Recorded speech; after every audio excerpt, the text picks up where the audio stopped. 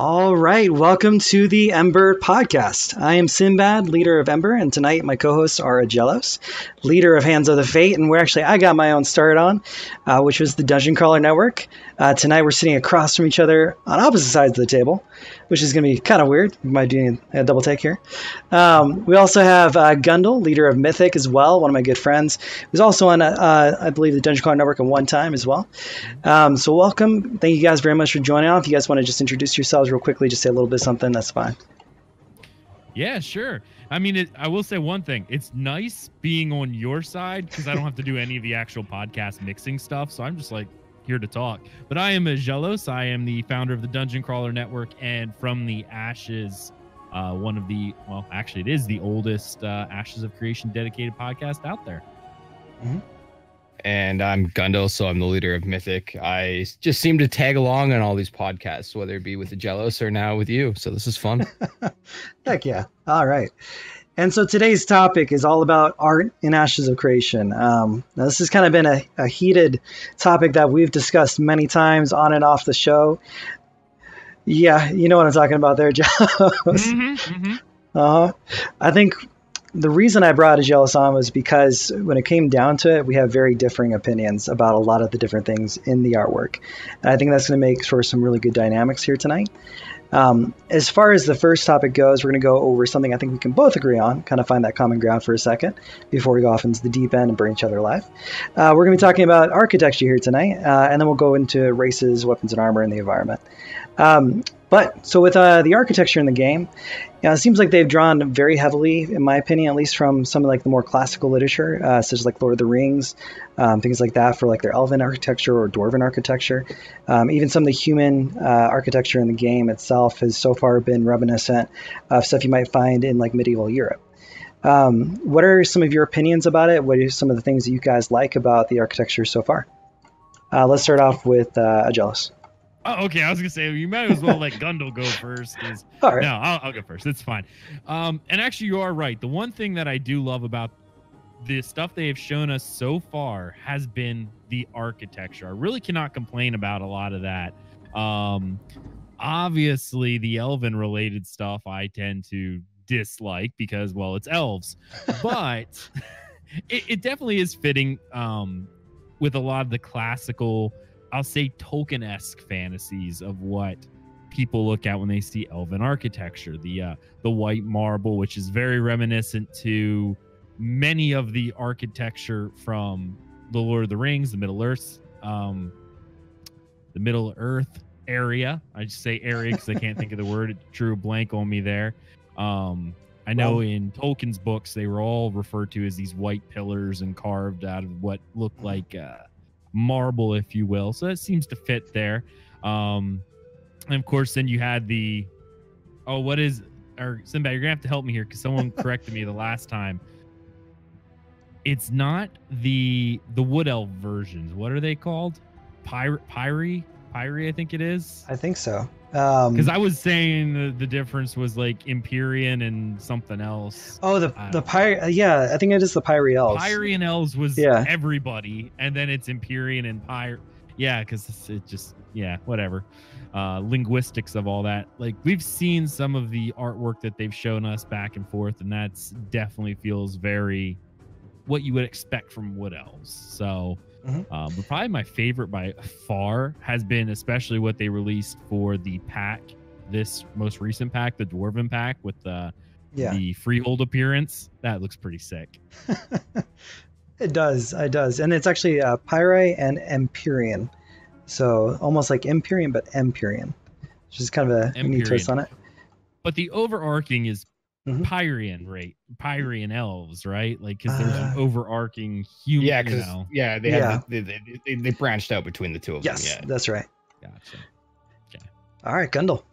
I mean, I really enjoy the architecture. I mean, Aggelos kind of hit it on the head there, and so did you, talking about, Lord of the Rings and that fantasy Tolkien-esque kind of world. You can kind of see that they're kind of doing and building around. I think that they've done a really good job of mixing not just that kind of fantasy aspects, but also you can see hints of you know, with the Nanuka, I think is what the dwarves are called or whatever. So they have a whole bunch of different types of takes on the architecture, which I think is kind of really cool. Especially when it comes to, you know, with later down the road with different nodes and things of that nature.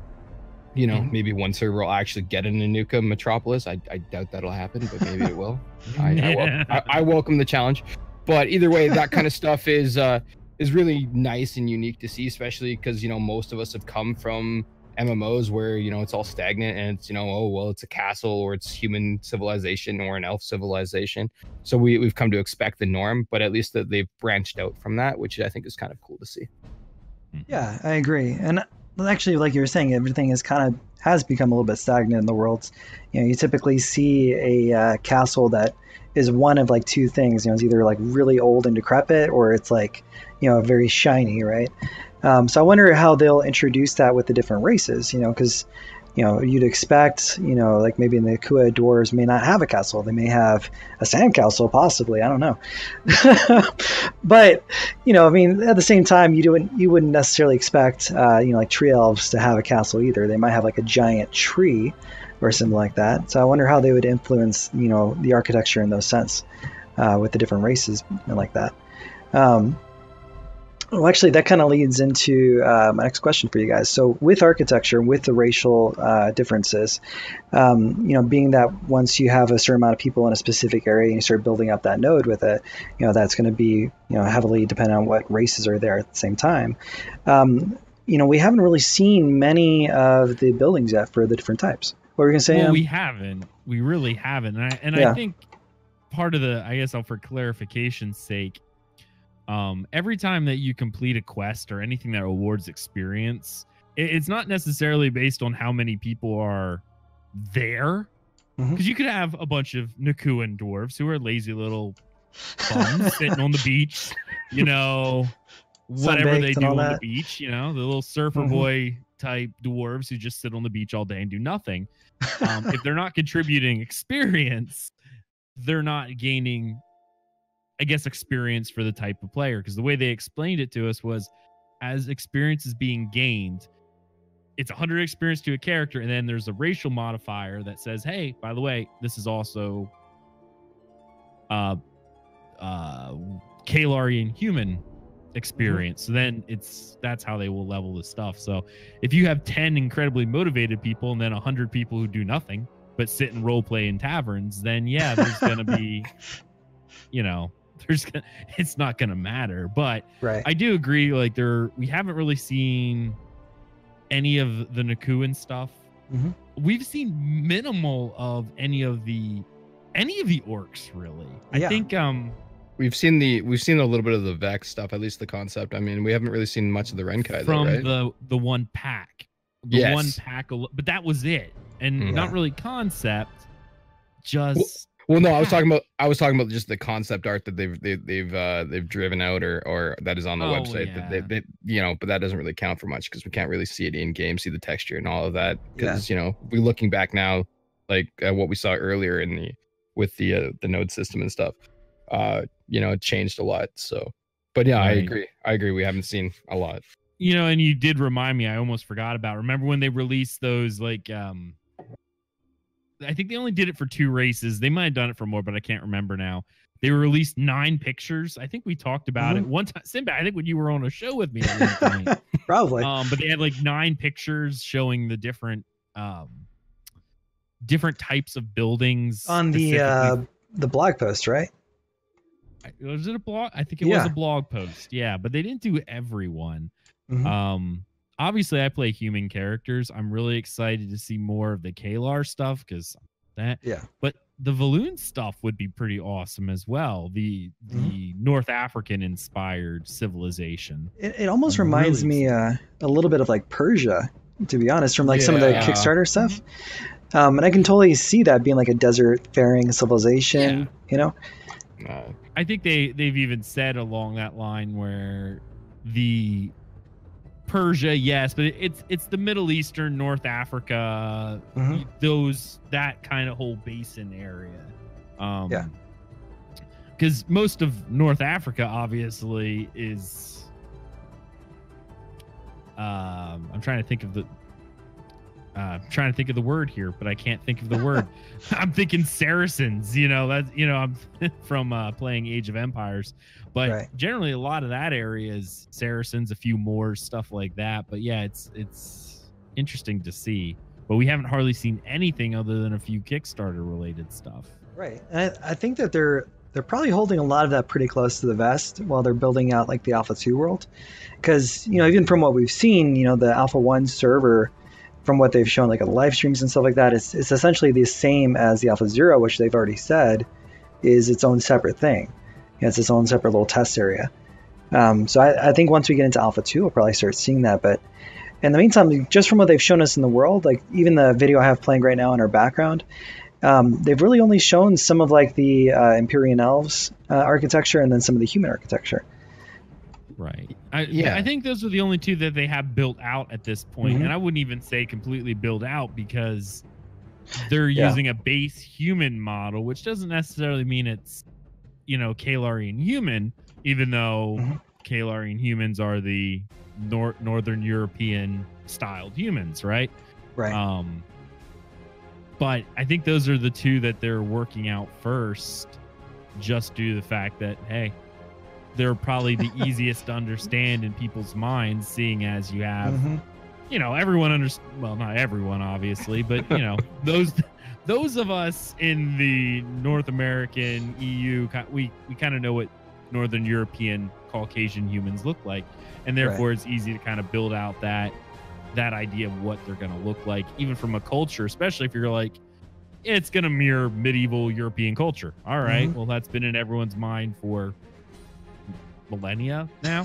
And then elves, especially the way that they're being done, I think elves everyone has a certain connotation of what elves are. Interesting choice. They went with Empyrean first over wood elves, but see, that's because I think the Empyrean and the human aspects of things probably go very much hand in hand as far as architecture goes. I think maybe the Empyrean are a little bit more grander, almost like the Romans, like back in ancient Rome, at least from the architecture that they've shown. And then from like the Kalar, I don't think we've actually seen necessarily a Kalar building except for maybe in some concept art. But that itself also seems very similar as well. It almost looks like England, in a sense, which, that's kind of encouraging. That seems like it's a little bit more westernized in that sense. It seems a little bit more kind of like in line with what I personally enjoy aesthetically. And that kind of leads into the next little topic here, which is races. So far with the different races that we've seen, just some little concept art snippets here and there, there's some very vast differences in how things look, like with the Nakua dwarves versus the Dunar dwarves, or let me make sure I'm the right, Dunir, I think, right? Yeah. Just the differences in how they themselves look, like the Nakua looking almost like Polynesian type people versus the Dunir looking like your typical Tolkien dwarf. What do you guys think about the different races and how they're portraying them so far in what we've seen? Go ahead, Gundel. I'm gonna let you go first. Okay. I mean, like it kind of bleeds in from the architecture, at least for the most part. I mean, I'm gonna get some slack here in a little bit, but so I think that how they did the humans, I think, is a good idea. Like, having that separation, at least having that ability to role play different types of humans. Because if we go like use WoW as the example, right? There was really only like one type. So a lot of people felt like they weren't expressed, right? So I think that's a good move on Intrepid's part. Elves, I mean, yeah, you could argue, certain games didn't really differentiate between the elves. I mean, WoW did it a little bit with the night elves and the high elves, but really they were almost the same elves for the longest period of time. One was royal, one wasn't. I was gonna say, if you played WoW recently, there's like 900 different kinds of elves.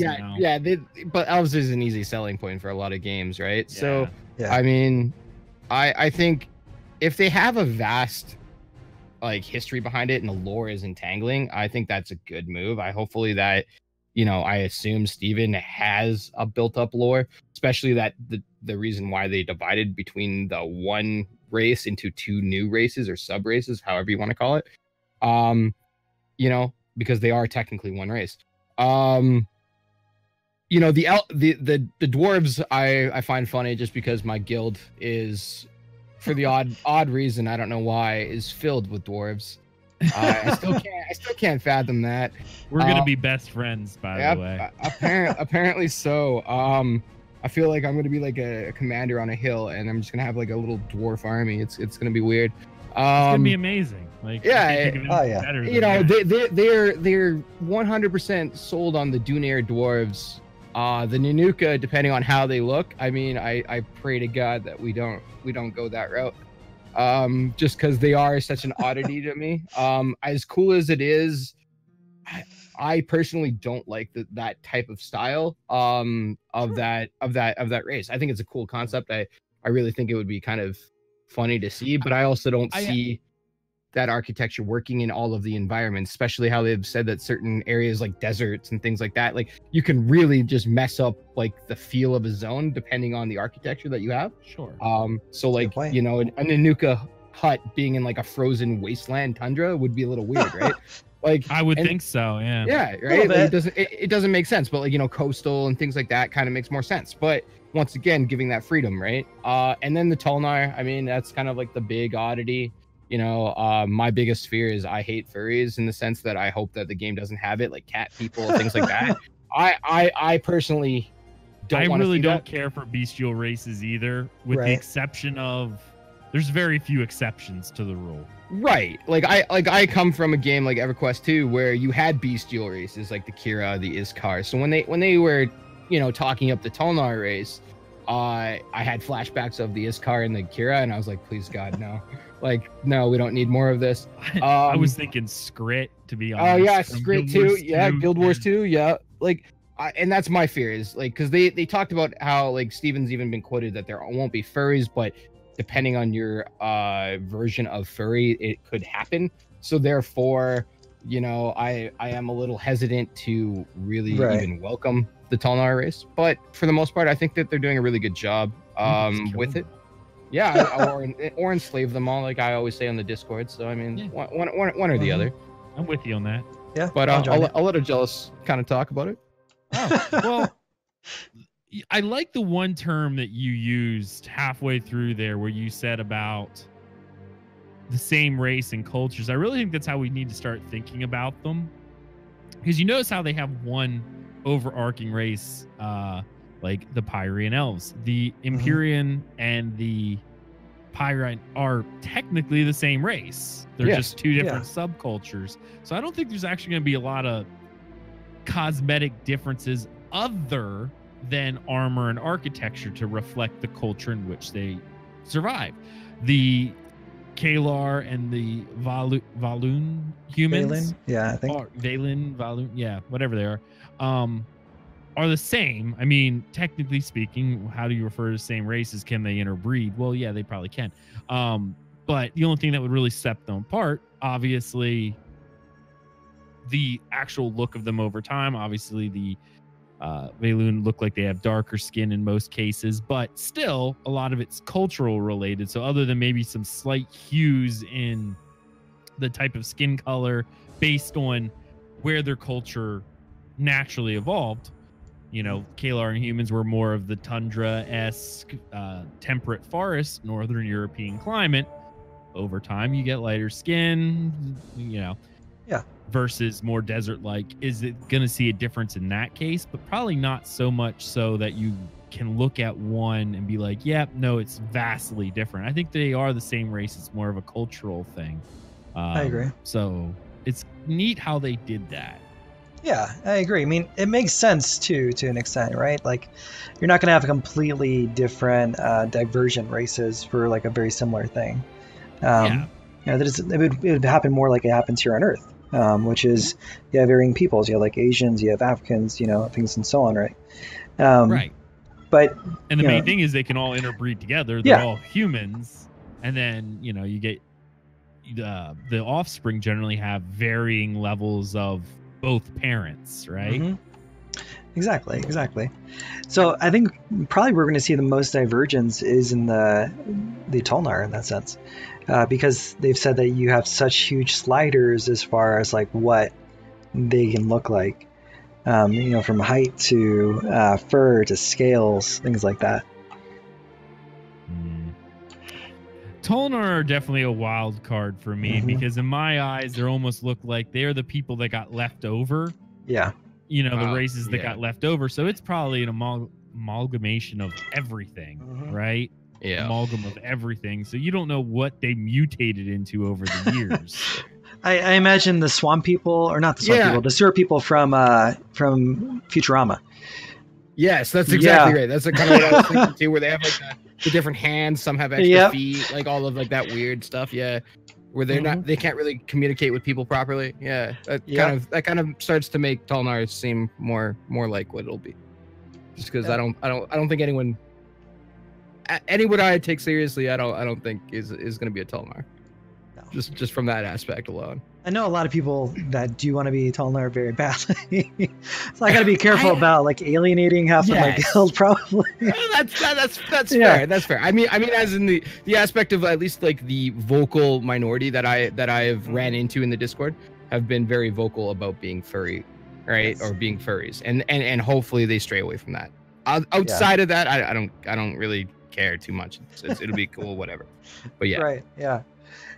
One thing I'm actually kind of curious to see is like how they continue to divulge or diverge. Yeah, diverge. The different races as far as like languages go, as far as like different cultural aspects go in that sense. Like beyond just beyond just architecture, beyond just things like that. Like what about art? What about like their clothes that they wear, things like that as well. I wonder if they'll have those little nuances in the world too. Do you guys think that'd be a possibility, or do you think that's too much work for them? I honestly think it's probably from a lore perspective. All right, we'll put it that way. A lore perspective, I think they can do a lot, but I think a lot of it's going to be written. We're not going to see it so much within gameplay as much as it's like, hey, by the way, you found a book talking about their culture and their art, right? Yeah. I mean, in ESO, for instance, they always talk about the high elves loving art, but really, you see a whole lot of it? I mean, some of their buildings you can, but most of the time their idea of art is the same NPC sitting out there on painting a picture, right? I know it's a weird idea, but it's hard to convey that other than in architecture showing art. Well, I don't think they're going to spend a ton of time making 900 statues to put everywhere, well, except for the backers. I was gonna say, there's gonna be a lot of those. Yeah, maybe I'd take that back. I'm backers. But I mean, I guess they can do it also in a subtle way too, right? Like just even with like the chairs or like the vases and things like that. When you step in between like the humans versus like which we'd be more accustomed to towards the elvins, which would be more sleek, and then the dwarven. Yeah, and the dwarves, a lot more probably jewel-esque, right? Like things of that nature, at least with the craftsmanship, right? Like that stuff is easily, you can kind of get it with understanding it without really having to dive into a book to tell you that. I think they'll probably go more of the subtle route that way, hopefully. Yeah. Actually, that kind of leads into a good question of how they're going to explore the lore in the game itself, if it's going to be just through visual things, like you're going to stumble across like a mural in an old Empyrean elf, stronghold, and you get to see maybe like a battle that took place in that painting or something. Or if it will just be, story driven, like, basically just saying, hey, this happened in the past long ago. They're just narrating it to us. Well, I think they could do the old school route. I mean, a lot of the devs do come from the older MMOs, so with the diaries left behind, right? That you find or books or whatever, because we know there will be libraries, etc. So I think that's where you're going to get a lot of possible lore. That's what I was a little concerned about. I mean, obviously I play ESO a lot, right? And one of the big features of that, there's lore books everywhere. There's entire quest lines and skill lines that unlock from finding the lore books. 90% of the people don't read them, but if you do, they actually contain a lot about the world, and that specifically was very ingrained in the entire series, the single player series, so it kind of was easy to bring it over. The cynical part of me says, as an indie studio, I doubt they're going to dedicate time for a writer or a team of writers to write lore books that you can find in game. I would love it. It'd be awesome. have my doubts. Even if they just do that sparsely, like let's say you're exploring some dungeon and you find a scroll on the ground that was locked away in some pottery, right? Almost like the Dead Sea Scrolls, for example. You open that up, you get to read the tale of some family that maybe perished there or something like that. Just having like a little Easter egg like that here and there, that maybe even one of those story pieces can unlock some grand adventure for you, like to some hidden treasure off on an island, for example, or something like that, left over by some old pirate. There's a lot there that they could do that they don't have to necessarily create huge storylines. They could just have like tidbits here and there that you can find in the world. And I think we're going to see that in the effect of a lot of the ruins in the game we're not occupying Vera like the Draenei did in WoW on Azeroth, where they flew in on a spaceship and all of a sudden, hey, guess what? we're aliens to this world. Our world's somewhere else. Purple goats, yeah. Okay. Yeah, purple boats. They were native. We were native. Well, here's the other fun part that would be a fun lore question at some point. They say that we're returning, so we were native here for a while and then fled, right? So there were civilizations in the past that we're gonna find ruins of. I'm really curious of, is every race represented thus, or was this mostly an elven and Kalar, like a human and elven world, and the other races are just coming in? Like, I'm curious if every race fled, or if it's a matter of wherever we fled to, we decided we're bringing races back. I guess my question would be are we talking about the separation of the races, or are we talking about them being a single race at the time before they fled, right? If they fled and they were a single race, and then when they went to Sanctum, right, did they separate to two races, and then now they're coming back as two different races? I would imagine so. That's kind of where I thought it was too. So like within that 10,000 year period, I believe it is. Right. That separation occurred. So then my question becomes, between the two separations of the races, who is more entitled to the the relics that were left behind, right? So there could be that power struggle story. Yeah, exactly, right. So it's kind of an interesting kind of concept when you really start to dive down into this lore that Steven is starting to create. I wonder if there's like even any prejudices like in the storyline itself against like some of the other races too. Like you could have like the Wood Elves just hate like the Empyrean Elves that are completely opposed to their culture, or vice versa. They could be like, those damn Wood Elves, they're like hippies, they don't want to work all day, just living out there in the woods, like eating their mushrooms. I mean, it's like there's a lot there that they can do, and from an art perspective, they can probably do a lot there too with like depicting these stories through either like cutscenes, or like smaller missions, or even just stuff left behind. So I'm really excited to see what they can do with that. I completely agree with you, Aggelos. They may be a little bit too small, or maybe not have enough resources to make some of that happen, but if it's a matter of money, I'd be happy to get a second job and pay everything towards it. I mean, I can't even say they're small anymore. We've already heard news about how many people that they have. I just know as an indie studio, they have an idea of getting a minimally viable product out the door. And what does that entail? Right. Like I don't think they're going to go crazy with things that they know are quote unquote frivolous, even if it does add to the beauty of the world, when in reality it's like, yeah, it's great and all, but it would be better spent on combat, things that people actually want to, or that would actually play with every day. Yeah, I think we can all agree that we don't want another Star Citizen. A game that just never leaves development because they always have new ideas and trying to implement it. But feature creep.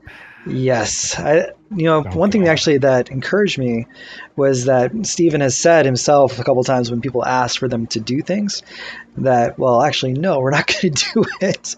We're gonna hold off because we do care about the scope of the project. So hopefully it keeps like that. I don't want this to be in development for the next 30 years.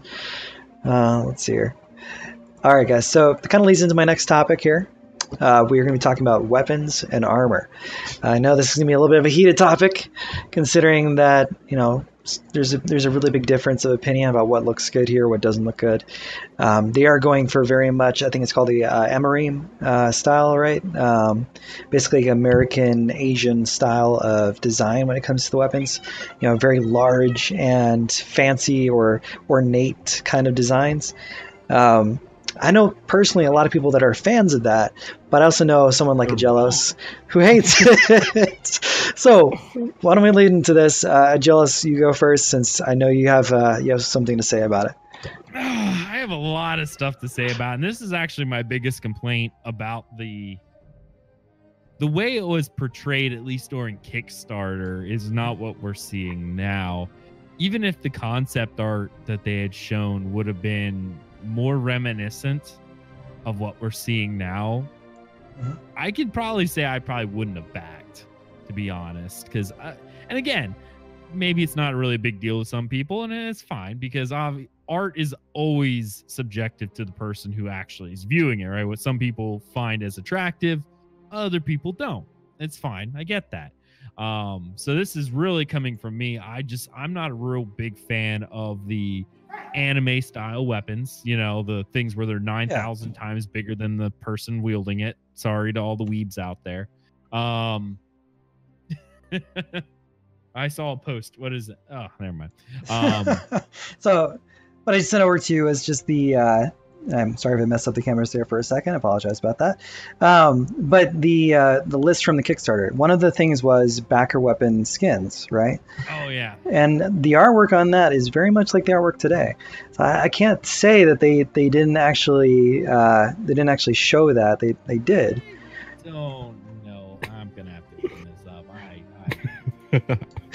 No, I don't see that at all. This is gonna be fun because I get to be the middle ground between the two of you. This is great. Yeah, that's why you're in the middle right now too. Perfect. Yeah. No, but yeah, like I get the idea of being ornate, and I know some of the older games, like I'm playing WoW right now, and you want to talk about crazy oversized weapons and things like that. Oh god, yes. Well, you're not strong enough if you don't have the giant shoulder pads, Aggelos. Well, yeah. Right, yes. Minus like 50 to your power level. Come on now. Now that became an artistic style over time. Yes, the beginning classic. A lot of it was because back when it first came out, you couldn't convey detail without going large. I mean, let's be frank, you couldn't. They didn't have enough pixels per, for each character or for each render. It just wasn't there. The argument that I generally have is that you don't need that anymore, especially with a game like, or an engine like Unreal. It has the ability to be ornate without being unrealistic, right? I think I've shown that even on ESO's engine, which is not Unreal, which is not as good in terms of graphical fidelity. The artwork you can actually see on blades, the one sword I have has runes and etchings carved all the way down the blade, but it still looks like a real blade, and I think that's beautiful in my own eyes. Yeah. I just feel like if they could get away from the weird ornate things that make the weapon not functional and stuck to a more realistic look, you could do your flair, you could do your racial changes and still actually be good looking. ESO is a perfect example of that. There's racial armor left and right, but it's still within what I would call realistic enough that you could see it being used, even if you go, wow, that's pretty ornate. Yeah, I can totally see that, and I think it kind of comes down to the style of fantasy that they're going for, right? They're going for that very high fantasy design. You can go for high fantasy without being over the top. The top. I can agree with that. And my big argument is, if you watch the videos, I mean, even if you go to our guild website, you saw the video that's there. The guy's using a claymore, right? Like an actual real sword, a claymore. And that was the video they presented during Kickstarter. Yeah, they were probably using stock models, But if I wish they would have kind of went and said, yeah, this is kind of the art we're going for. The issue is I don't think they have an art director where they have a cohesive vision where at that point in time they were ready to show us what they were really going for. So if you were going off those Kickstarter videos of going, oh, I see, it's high fantasy, but hey, it kind of looks like Game of Thrones. Game of Thrones is perfect because some of those weapons you really wouldn't see as being realistic either. But they had flair, but they were kind of, you know, oh, this is more Game of Thrones-esque. And now all of a sudden it's becoming insert anime name here. Right. It's a problem in my eyes. Go ahead, Gundel. I mean, I'm gonna take the middle stance here because I can. It's fun. So I agree with kind of what Aggelos said. At least in the beginning, when they did the Kickstarter videos and stuff like that, the way that they presented it, obviously, probably were stock models. We can all probably agree on that. Yeah. So yes, it did lead some people down that road, that believing that it would all be like realistic, at least like medieval fantasy. I think is kind of what me and Aggelos has kind of talked about to a certain extent. I know, once again, you know, as we get, depending on the weapons and things like that, changes the age of when things have actually occurred. But you know, I agree with a lot of what Aggelos has said there, at least in the presentation at the beginning. With art direction, I agree as well, because I don't believe they do have an art director, or it's somebody wearing multiple hats at this current time. Yeah. So I think it's Steven doing it. I think it would either probably be Steven or Jeff, because you've seen Jeff doing some of that stuff with the art in there, along with like I think Matt Broom. So I think it'd be kind of probably a combination of them, but I obviously assume Steven's got the overall say in that matter. But the issue is, at least they have, to a certain extent, listened to the community, because I will bring this up time and time again. That damn serpent bow. And they got rid of it. Yes. They got rid of that so fast when we all complained about it when we saw it originally. And they said, yeah, no, it's gone. And they had a pretty fast reaction towards that.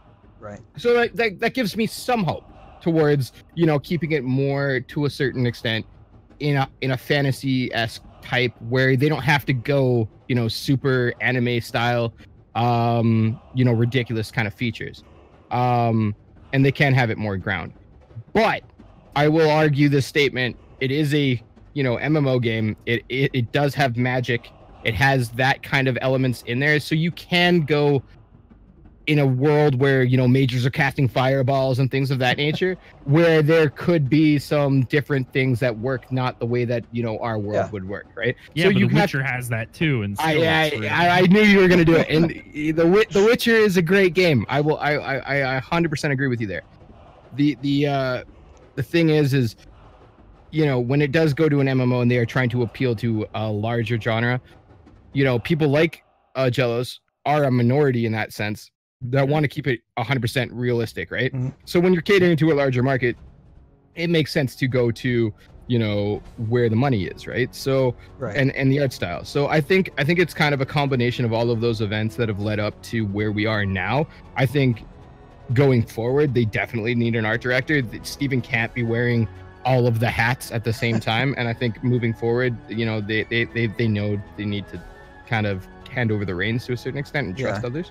I really think they also need to go with the community and present us with style guides showing this is what, even if it's concept art, I would love to see the race, some default armor and weapons, so we can see what the style for each and every race is going to be before they start modeling it. I'm not going to give you any more ammunition, but I mean I will with this statement. I mean, we're supposed to have, you know, detailed race you know, guides built up a long time ago that we still haven't gotten. If we look back, like way back when, that still hasn't been delivered. Can I make one? Go ahead. Note 3. So maybe we won't get it. Yeah, okay. I'm just saying. I'm just saying. Yeah, it's turning. You know, we talked about Game of Thrones. It's kind of starting to turn into, you know, Martin basically saying it's coming, right? Like, you know, soon TM, right? So I think they need to definitely start at least getting that ground base where people have a clear expectation and know what is going to be in the game. So there aren't misleading, you know, things here and there, because some people have put a lot of money on the line and others a lot less, right?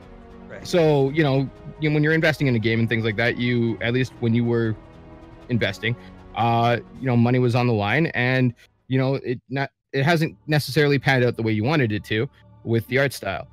But like I said, with how the game is and how it's supposed to be high fantasy, you need to have leeway, right? Like, I know you'll say The Witcher had a little bit of leeway with the magic, but I think they can go a little bit further onto the other side, where things could be to a certain extent, a little bit ridiculous. You could foresee a mage, having things like floating above their shoulders, with like things like that, right? But without getting over the top, where I have a giant shoulder pads that has flaming magma coming out of it, and I and my power level is now 9,000, right?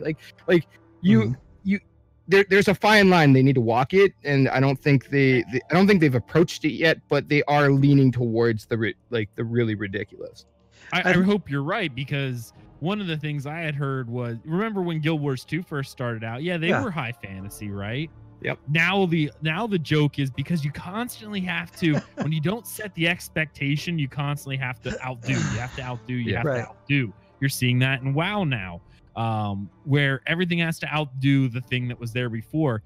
And now, like Guild Wars 2, for instance, you're not an end game player unless you have at least what are they called? Aura effects. Where you have like 8 or 9. You glow like a freaking lighthouse.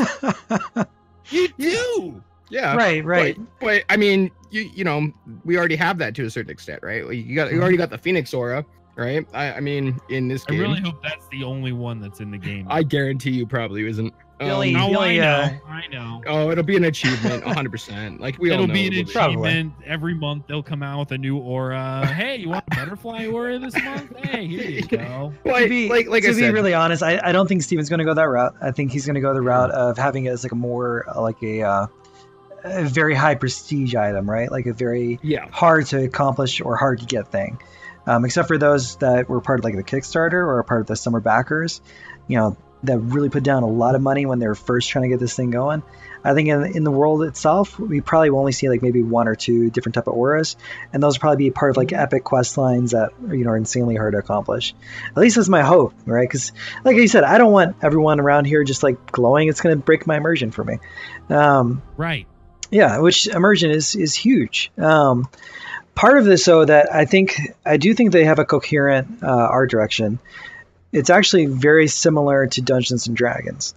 The reason I say that, a lot of the weapons, a lot of the armor designs in Dungeons and Dragons is very much what we've been seeing so far in this. And we know from Steven's prior live streams and how he actually even created the idea of Vera itself, that he's a D&D player.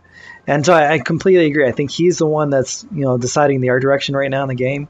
I can probably put like money on that.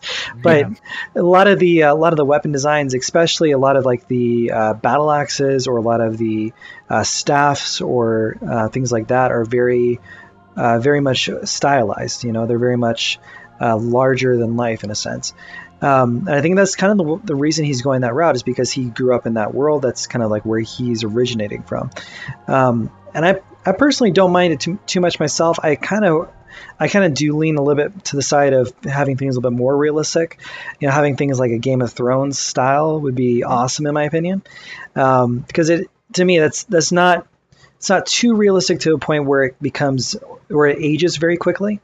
It's not Life is Feudal. Right. Like a pure low fantasy, like, hey, I love my elves, I love my dwarves, and I like their stylistic features. But at the same time, I also like, hey, Yeah, you don't want it too far realistic, because at that point, things just age, and you can tell very quickly that it's old. I mean, to be honest, I'm sorry, but ESO, I'm sorry, it's just not my style, because everything feels old in it, Oh, I'm quite the opposite. I think it looks fantastic on there. I don't see that's just a difference of opinion, but no, it is. Yeah, when it comes down to like, there are things like WoW, that even though it's a very outdated style of animation now, for a long time it held its ground, right? Like for a very long time, it basically held its own as far as being very distinct, being easy to discern, being basically withstanding the test of time, right? And I think that balance is something that I hope they go for with this. Well, I think I'm gonna play the negative here. They picked the wrong engine for that and the wrong art style. The problem is they went very photorealistic on a lot of stuff. Even if they designed the weapons to look more anime-ish or whatever, photorealism versus like WoW's engine, for instance, where they went the cartoony route. Yeah, cartoony route tends to age better because it doesn't, it's harder to tell how old it really is. Yeah. The thing to note is any of the newer engines are obviously going to age unless you go with a super stylized from the beginning, and they're not.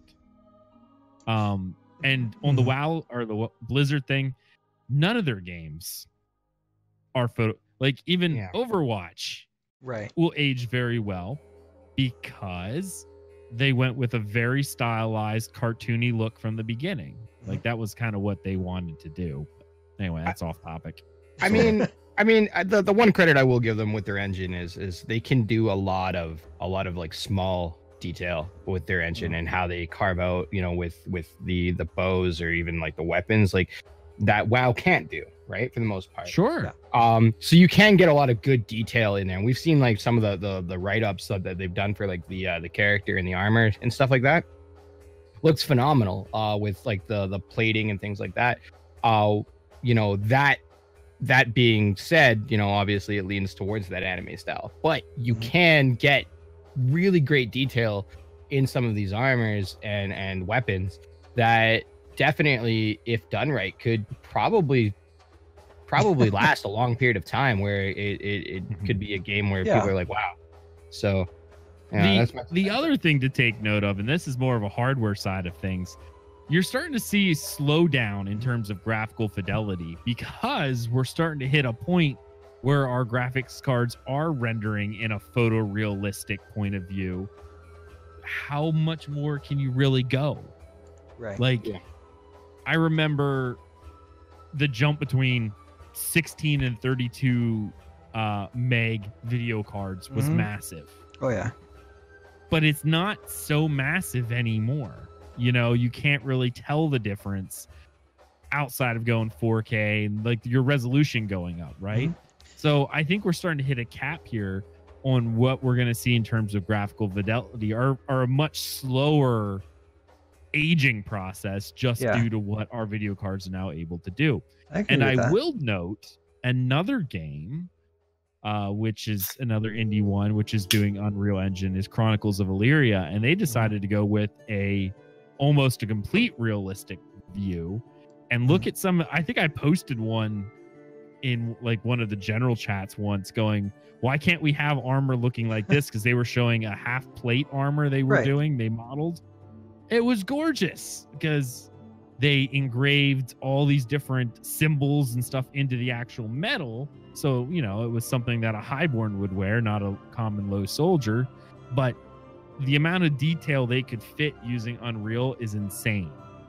I agree. And to be fair to Ashes, they have come out with more realistic armor itself. The armor, from what I've seen at least, it seems more. It seems to lean more to like you said, like a highborn, basically more expensive, but it is more realistic. They don't have like the huge shoulder pads like you see with WoW. They don't have, like these crazy heavy armor pieces that no one in their right mind would ever be able to wear and get around in, But then they have the elven Van Helsing jacket that they've been modeling 900 times already, with the insane collar that goes out to here. Well, right, but I would expect a mage to wear that. Someone who's very much, couldn't you see like someone who's basically very much linked to the arcane arts, wearing that and just like hovering his hands over a little ball. It's like, casting some weird spell, in some big tower somewhere, right? It's like that goes with that specific type of class, right? You wouldn't expect like a knight to wear that. And it is also cloth.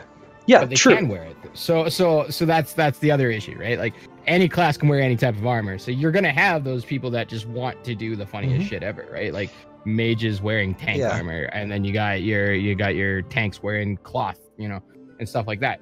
So, to a certain extent, there will be that immersion breaking, right? And I think with that armor and like what you guys are talking about, it is a little bit more highborn. versus Lowborn, depending on the two games that we're talking about, which I think is Chronicles of Valeria still.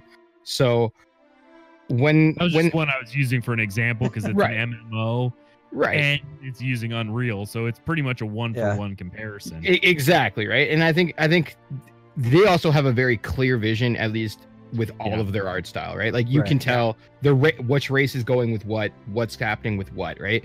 They have those write-ups. We don't have that right now. Therefore, I think there's that difference of opinion whether we have that art style or not, or that art direction. And I feel like if we got that stuff early, we'd be able to critique it going, oh, we like where you're going with this. Or, oh, is that really what you're, before you model it, and then it's too late because let's face it, they don't have unlimited funds. They don't have unlimited, well, maybe not unlimited staff, but by the time something's modeled, it's probably not going to change. Right. Or it'll change very, very small. But like what I'm trying to get at is it is possible that they do have an art direction. We just don't, as the consumer, don't have a clear understanding of that art direction because we don't have the blueprints. They might have it. I think Chronicles have at least dropped it, out for everybody to see. Right. Yes. And I think to a certain extent that they do have to ignore the general market to a certain extent, right? As far as, listening to what people want, because everyone's going to want something slightly different. There's a huge group of people that do want it to be like every other JPRG, and there's also a group of people like you that want it to be very ultra realistic, right? If they listen to everyone, then it's going to come up a mess. Like, I think Steven does have his own vision. I'm not sure completely what it is because, like you said, we haven't seen all the art things. But I do think he is following it to a certain extent. Like when you see the weapons being released, when you see the armor being released, it's always very much similar to it, or it's at least similar to that racial type that it's for. But I do think they have to be careful about listening to everyone because everyone does want something different. I mean, there's people I hang out on a lot of the MMO sites massively. Every time something is posted on massively OP about Ashes of Creation, there's 900 people writing in comments going, I've already written the game off because they allow open PvP. They want a game with no PvP at all. I mean, there's lots of games like that. I don't want to be able to be ganked. It doesn't matter if I agree. They need to actually stick with the vision. I just wish we knew what it was. From a system side, I think we're pretty good, and I'm happy to see where it's at. I just wish we, from an art direction side, knew where they were going, because obviously that's what we're talking about, art direction, and go, yes, we like, or yes, we don't, and go from there. I just don't, like, obviously, since we're still on this, and I know Aggelos really hates it. That's the other reason I'm going to bring it up. The wing motifs, right? I know Aggelos hates it, as you see right there.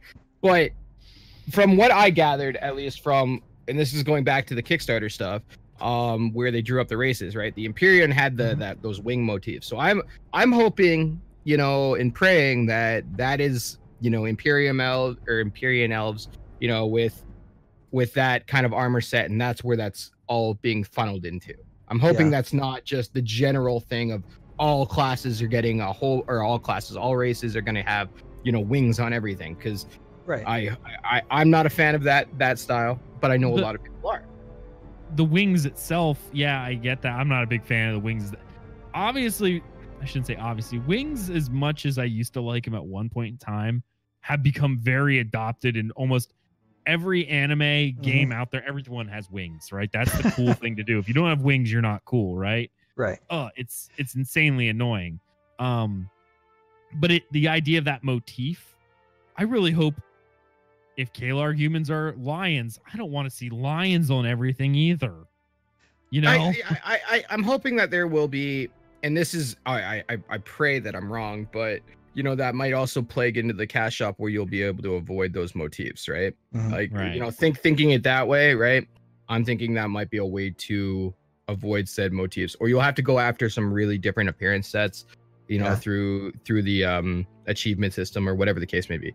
So, because we already know that, when a Kalar picks up a piece of gear, it's going to look different than if, like a Renkai picks up a piece of gear. Right. That was confirmed on streams. So if they stick with those motifs, those symbols, that might be one of your only ways out, and you will have people screaming at the top of their lungs if that is the only way out. So I'm hoping that there will be some give and take when it comes to those two things. I think, you know, subtle, at least in my opinion, is better than being bashed over the head with it. Right. I think with the wing motifs, when we were getting all of that art, you know, and we were in a drought for so long, and we got all of that art, and we just saw a whole bunch of wing motifs, it kind of did break some people's spirits a little bit, just because of that fact. So I'm taking it, looking back now, I'm hoping that it was just like, you know, the Empyrean kind of elves, and that's where they were going with it, not that it's everybody's going to be getting this kind of armor. And the clarification for that is, I know when he confirmed on stream, but there's not going to be Empyrean chest plate or dwarven chest plate. It's going to be chest plate, and when you pick it up, it's your racial motif. That's what you would wear. Yes. So yeah, I just wanted to say that out loud so people were like, "What?" No, when a chest plate drops, it'll be chest plate of strength, and when you pick it up, if you're a Dunir dwarf, guess what? It's dwarven style, you know, versus if a Kalar human picks it up. And I guess in that reality makes sense. Right. Because why in the world would I be able to fit into a dwarven thing if I'm a 6 foot tall human? unless it's a belly shirt piece of mail or you know what I'm saying? Right? Yeah, well, yeah, I mean, like, Slutmog does exist. It reminds me of when Gimli put on that chainmail armor at the and it sinks to the floor. Yeah, that'd be funny. It's a wee bit tight. See, I love that though. I mean, I don't think they'll go overboard with it. Hopefully they don't, at least. Like you said, Gundel, I do agree with you completely that it should be more of a subtle thing. You know, it should be like, you know, this is what's influenced our culture, because we have, like, you know, we admire lions or something like that, right? Or we admire eagles or something. But it shouldn't be like on everything. And I think that hopefully they'll listen to us on that. Because that's something I can't agree with you guys on. If it's on everything, it's kind of like overused and it becomes less special. You know, it should be something that when you see it, it looks really cool. But not everything should have it, because then it, you know, it's normal at that point, you know? So let's just kind of go into the last part here, which is the environment. Obviously, we haven't seen a lot yet. You know, most of what we've seen so far is very much a procedurally, or very much a generated world using the Unreal Engine stock terrain, stuff like that. But, you know, some of them they might keep. You know, some of the custom art pieces, like the giant mushrooms that they're really obsessed with, such as like also the bioluminescence stuff underground. You know, things like that might stay. What are your guys' opinions of that? And whoever wants to take and go. Oh, okay. I mean, we were talking about this off the podcast, but I'll start with saying it now. At least at the moment, there is way too much of it being lit up in the sense of the luminescence. I'm hoping that might be because, you know, in the Underrealm, that's the only site of light that they have. I'm hoping that's the case. I don't think it should be prevalent, at least not as prevalent out in the world. You know, on Vera, at the upper level of the environments.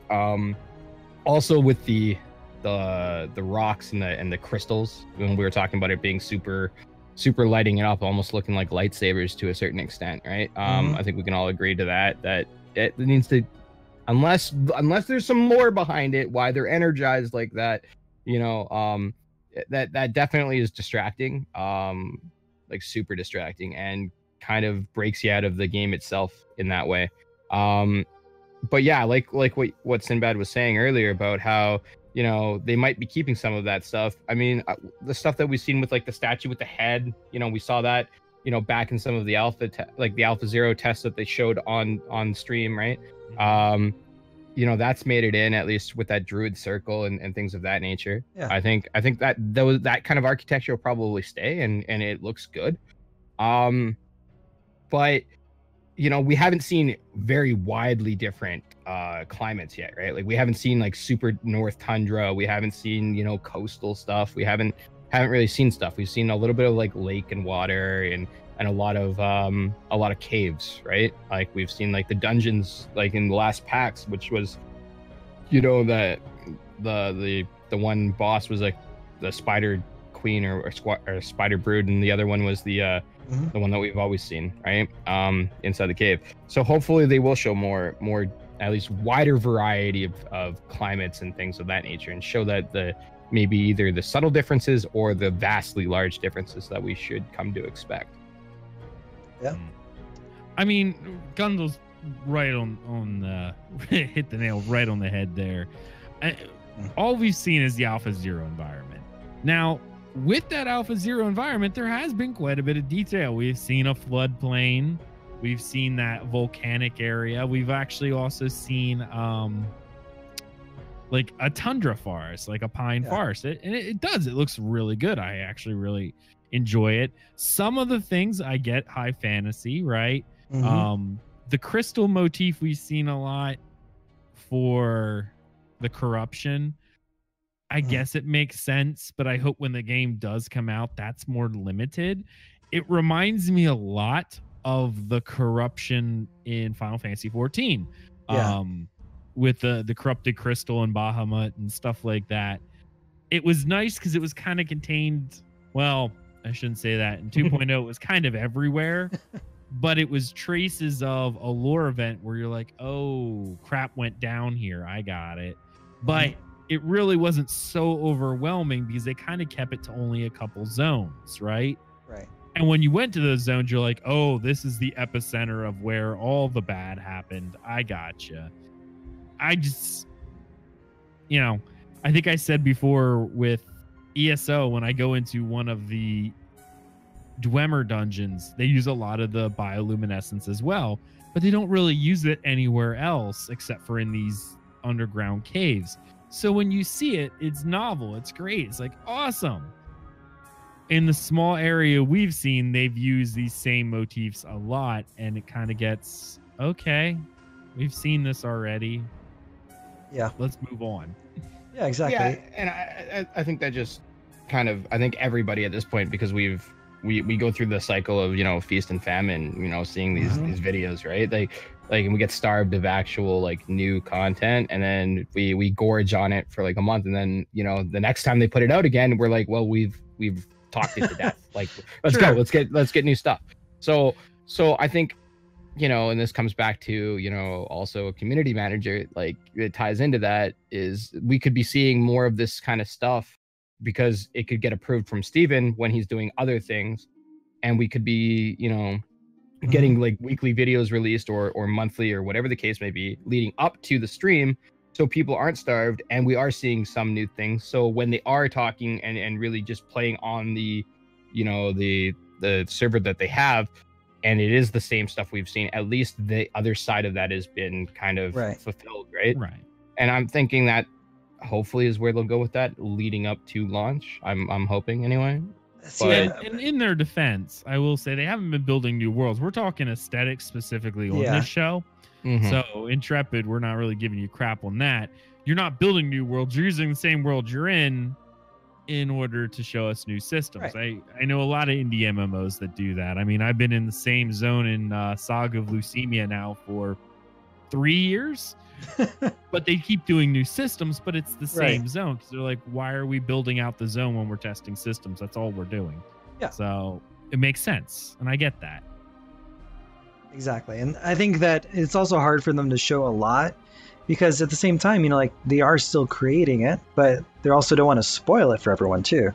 If they're constantly letting stuff out, there's not going to be a surprise for us when we get into game. There's not going to be new environments for us to really explore. It's hard to have a balance there with that. So I think it is difficult for them to just throw out a constant stream of things. So I don't blame them for not having that.